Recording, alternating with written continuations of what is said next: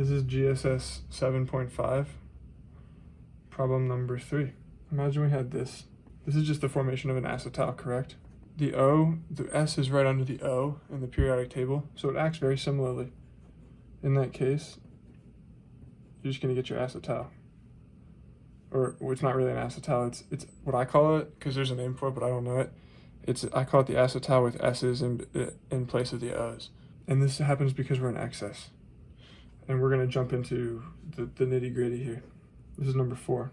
Well, when you have one equivalent, unlike with acetals, apparently you can form the stable hemiacetal with S. So what that means is this. Okay, so that'd be our first step. I don't exactly know the mechanism, but we could try to figure it out, right? I mean, this has 2 lone pairs here. That's like that. You got a little res, right? So you have MESH.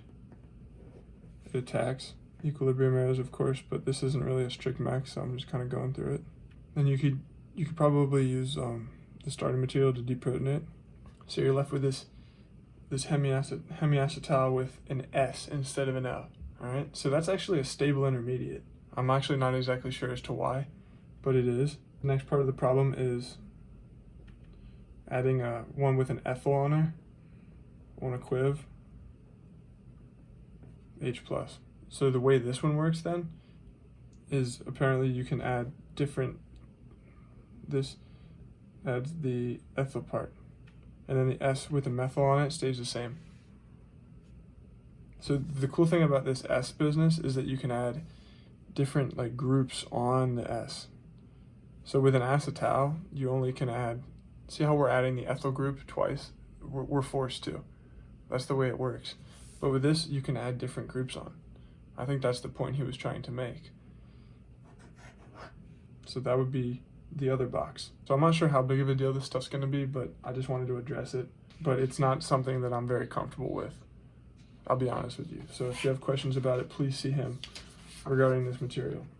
Like this part, this video specifically. So now let's look at number 6. This is another little weird one. All right, so what we're trying to do here is he's got the one equivalent thing going. So it's like, okay, it looks like we're gonna be doing an acetal, except we've only got one equivalent. So what do we do? In this case, what he said to do was just make your regular acetal the way you normally would and just call 0.5 equivalents. That's what you do when you see one equivalent in an acetal reagent section.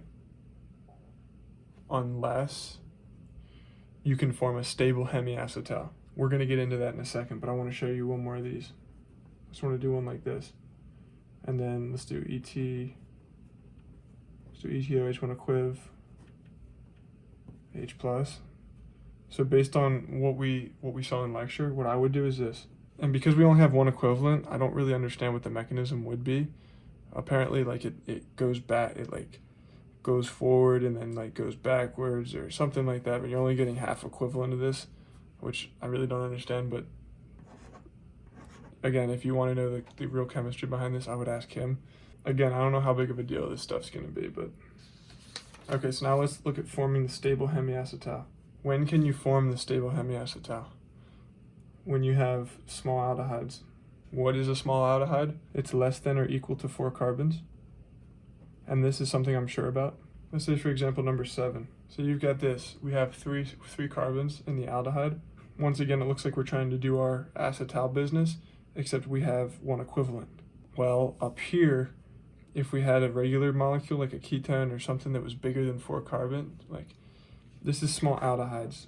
He did not say small ketones. He said small aldehydes. So I guess we have to just go with that. This is going to be one of the cases where you're going to form your stable hemiacetal. All right, that's a hemiacetal.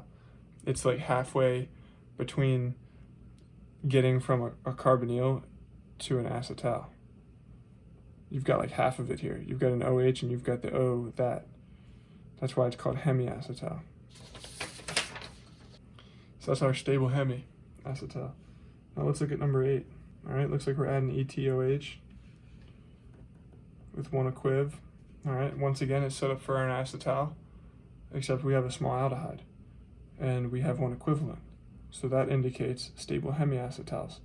And you could work through the mechanism. on these problems. So I'm going to do one. I'll just do one to make it very, very, very clear. Let's just say we pull a proton there, goes up like that, we have resonance. All right, now this thing can go in, and then it gets pulled off by, I'm going to just say the starting material.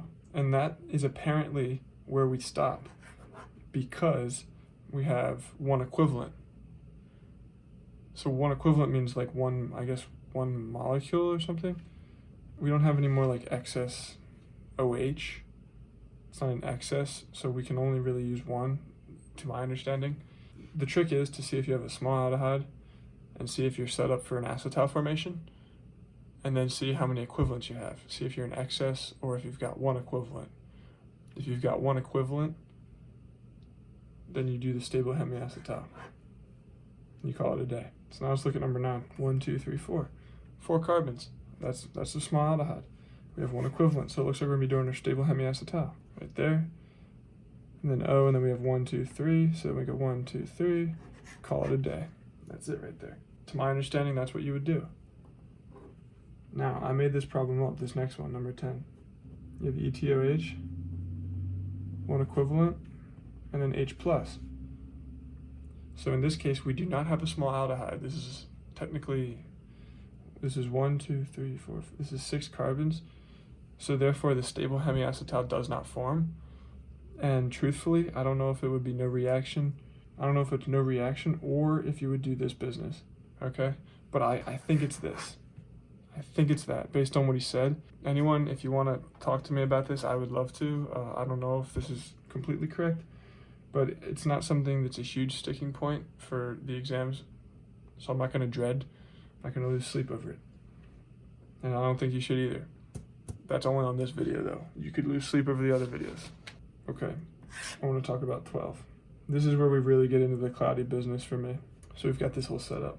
So based on what he said in class, this should be no reaction, because I think he wrote this, something like that, and then no reaction to it. So I'm not exactly sure why this is. I know that you could walk through a mech for it. You have like the OH minus, and then the OH, it goes to grab that, and you have this. So then you have this thing, this alkoxide, I think that's what it is. It goes in there, that moves up. So then you're left with this. Then you have to realize that you form water over here. So that's going to pull a proton off there. And you're going to get something that looks like, that's like the mechanism behind it, but apparently it does not really go through, because I guess in the basic conditions. Yeah, this is the end of everything above this line that I went on in the video is acidic, and all this stuff is basic. Basic conditions, meaning like OH minus. So that was the mechanism, but I think we would just write no reaction here. But of course we have our exceptions. The exceptions are small aldehydes, which we know is less than or equal to 4 carbons. So here, let's take one. This is the one he did in class. Or I think he may have used a formaldehyde, but I made up my own alcohol. So there's that same reaction presented. The OH minus would grab a proton from there. It would dump the electrons. You'd end up with this molecule. That molecule would attack right there, sending electrons up onto the O. Therefore, you'd have your O minus, 2 protons, because of those those are 2 protons right here. And now we have a bond to the O, and then 1, 2, 3, 1, 2, 3. So because this OH minus pulled a proton off of there, you have water now. This thing pulls a proton, and you get this molecule, which looks kind of funny. But that would be the stable hemiacetal that would form in base when you're using small aldehydes. So it's a little bit of a might be a little bit tricky, but I don't think it's going to be one of like the main things. This is a small little detail. However, something that is major is number 13, where you have an acetal as the starting material. You have NaOH, H2O, and heat. This is no reaction because of what he told you. Acetals are stable in base. They do not react. So that's no reaction. That is something you need to memorize hugely. Number 14 is the same thing. That's an acetal, all right? And you need to be able to recognize acetals. You need to be able to see that's no reaction because acetals are base stable, and he told you to memorize that.